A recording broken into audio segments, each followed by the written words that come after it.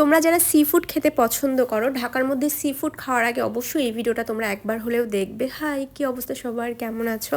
আজকে অফিস শেষে আমি আর আমার কলিগ গিয়েছিলাম সি ফুড খাওয়ার জন্য। আমরা ফেসবুকে একটা অ্যাড দেখেই আর কি গিয়েছিলাম। আমরা গিয়েছিলাম 11 নম্বরে সি ফুডটা খাওয়ার জন্য। তো এখানে রিক্সা দিয়ে আমরা আর কি যাচ্ছিলাম, এখানে মেট্রোতে যাব, তারপরে আমরা চলে এসেছিলাম সেই রেস্টুরেন্টে। এটা আমরা আগেই হচ্ছে ফেসবুকে অ্যাড দেখেছিলাম যে এখানে হচ্ছে মোটামুটি আর কি রিজনেবল প্রাইসেই ভালো মানের আর কি সি ফুড পাওয়া যায়। এর জন্যই আমরা এটা টেস্ট করতে এসেছি। এটা হচ্ছে মিরপুর 11 নম্বরে। প্রথমে আমরা লোকেশনটা একদমই খুঁজে পাচ্ছিলাম না, পরবর্তীতে অনেক খোঁজাখুঁজির পরে আমরা কিন্তু রেস্টুরেন্টটা খুঁজে পেয়েছি।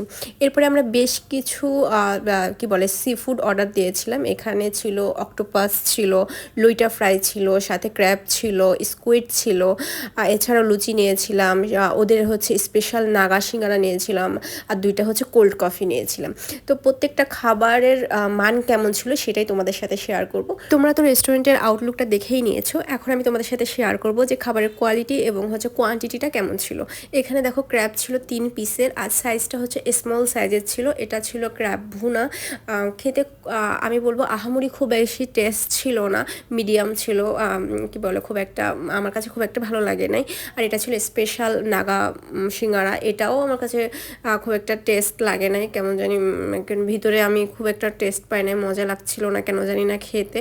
যেহেতু খাবারের দাম কম ছিল এর জন্যই হয়তো বা খেতে অত বেশি টেস্ট ছিল না। সত্যি কথা বলতে দামের উপর যদিও খাবারের টেস্ট ডিপেন্ড করে না, কিন্তু তারপর আমার মনে ছিল যে এখানে ডিপেন্ড করেছে কিছুটা। তবে লুচিটা ভালোই ছিল, আর লইটা ফ্রাইটা আমার কাছে বেশ ভালোই লেগেছে।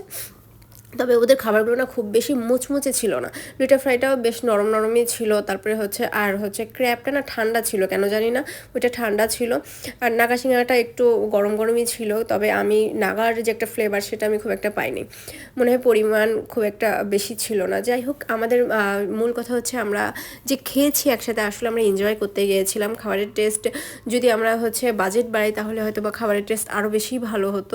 যেহেতু আমাদের বাজেট কম ছিল তার জন্য আমরা অনেক মজা করেছি, এটাই আমাদের ভালো লেগেছে।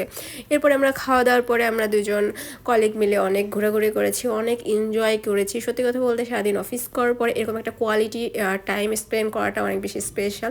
সো আজকের ভিডিওটা তোমাদের কেমন লেগেছে অবশ্যই কমেন্ট করে বলবে।